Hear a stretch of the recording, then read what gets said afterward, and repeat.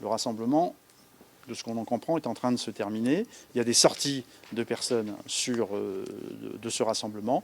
Je vais vous dire qu'il y a des contrôles systématiques qui sont réalisés et des verbalisations systématiques. Contrôle systématique, évidemment, en matière d'alcoolémie, de consommation de stupéfiants pour ceux qui sont au volant, et verbalisation systématique pour ceux qui en sortent, dès lors qu'ils n'ont pas respecté de règles, et donc il y a une double infraction. Malheureusement, elle n'est que contraventionnelle actuellement. Je le redis, c'est un rassemblement musical qui est totalement illégal. Je veux dire que cette revendication ne fera que renforcer la détermination du gouvernement à mieux réprimer ce type d'organisation sauvage que nos concitoyens ne comprennent pas.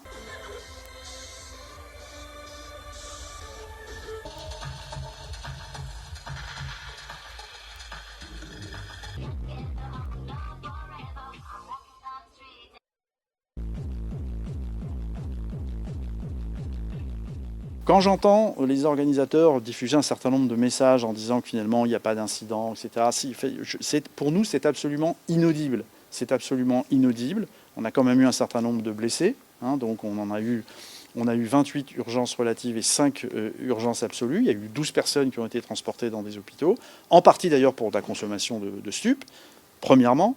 Deuxièmement, il y a eu 7 interpellations, dont 5 gardes à vue, parfois pour refus d'obtempérer ou violence contre les forces de l'ordre. Donc on ne peut pas dire qu'il n'y a pas eu d'incident.